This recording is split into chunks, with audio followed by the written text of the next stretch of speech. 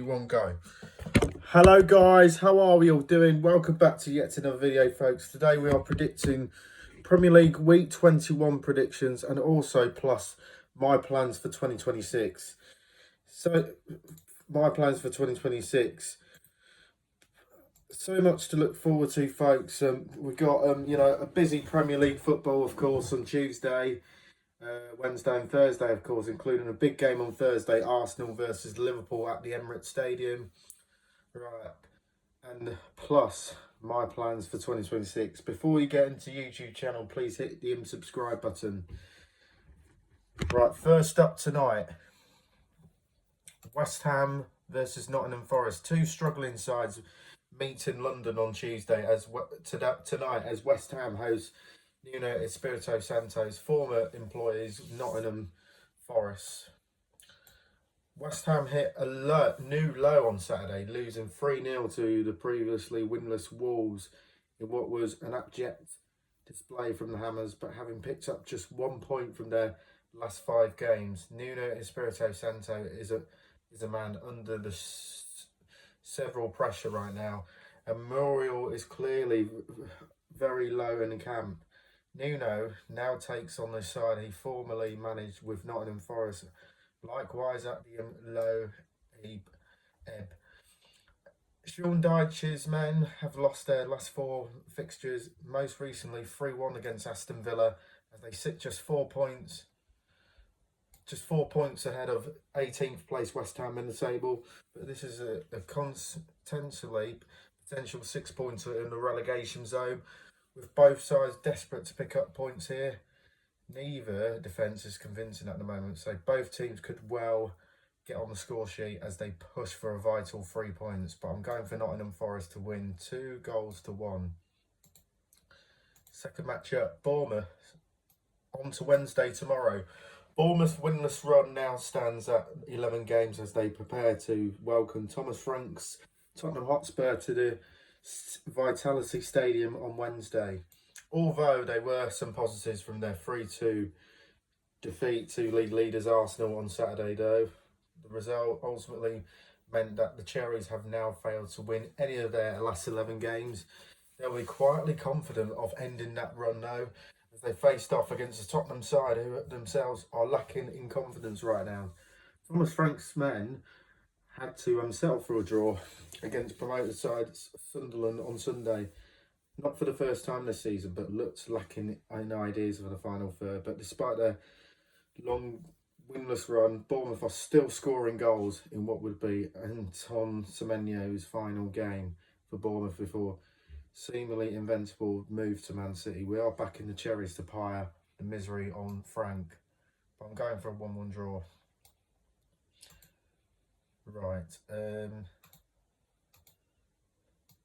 Crystal Palace versus Aston Villa. It's also encouraging for Aston Villa that Arsenal ended their winning run, but they bounced back immediately by winning on Saturday. Okay, it was only Nottingham Forest for those concerned by Villa's resilience on long shots, but there was a troubling sight for Ollie Watkins scoring from outside the penalty area, but John McGinn from somewhere near at the old Barry Parr dog track, but it argued well. It won't be easy, but Villa have enough goal threat and options from the bench to win again. But I'm going for Villa to win 2-1. And then Fulham versus Chelsea. I only backed Chelsea to win their last 8 games, but Chelsea, after sacking the manager Enzo Maresca, managing a draw against Man City, of course. Fulham, on the other hand, a crazy 2-2 draw with defending champions Liverpool at the Craven Cottage. Brilliant from Harrison Reed, by the way. But this is a difficult me to call, but I'm going for a 1-1 draw. And don't forget, Chelsea's new manager is Liam Rossini. And then Brentford versus Sunderland. This is a big... Who would have thought Brentford and Sunderland are playing each other for a place on European football? Who would have thought it? We're past the halfway stage at Brentford and Sunderland are 7th and 8th in the Premier League, respectively. Truck in neatly behind Liverpool, Chelsea and Manchester United. That is amazing. Would it be amazing if one of them or even both qualify for the Champions League? I don't see it happening, but the way the bigger clubs are stumbling into the mid-season crisis, you never know. At least one of Brentford and Sunderland will pick up another precarious point on Wednesday, thinking about it. Maybe they will but I'm going for Brentford to win 3-1. Right, Manchester City versus Brighton. Man City coming off with 2 draws, and that is a disappointment. Gives Arsenal the advantage, of course, in the title race, and Brighton just coming on the back of a 2-0 win over Burnley.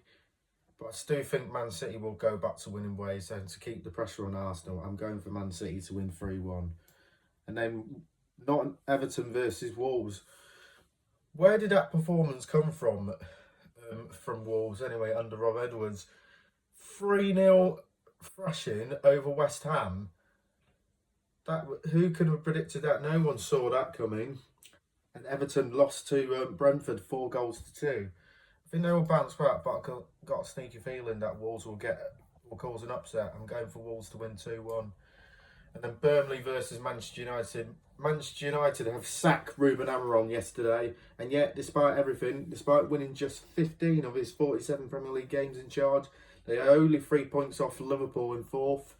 In their first game under Darren Fletcher as the interim coach, it picked him again a Burnley side who have taken just 2 points from their last 11 away games, but away win followed by, and it's Ollie in the early 2019 again. United to win 3-1. Newcastle versus Leeds. I said it previously, I would tip Newcastle to win their first 3 games of 2026, well, accepting the chances of them winning 3 of them are slim. But they beat Burnley and then beat Crystal Palace, so despite their current in-seat for Leeds, still their ideal back, and Newcastle to make it 3 in a row. And Liverpool versus Arsenal. Liverpool are unbeaten in 9 games in all competitions, but their performances haven't been convincing.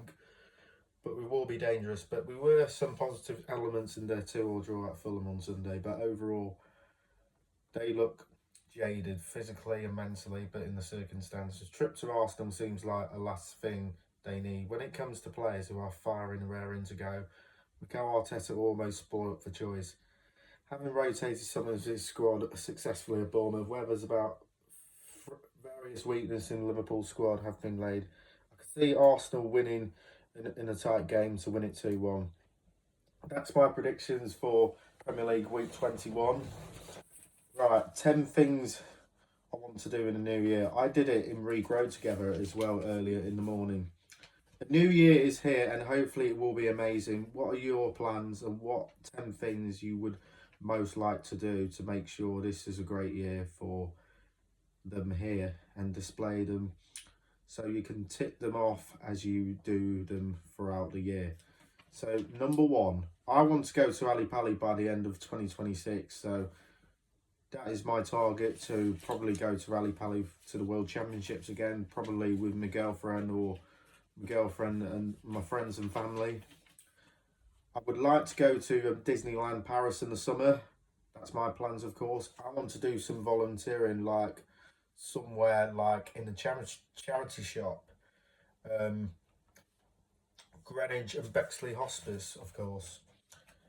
Number 4, to go to different places like Oxford. Number 5, I want to go to a Liverpool game, possibly an FA Cup game.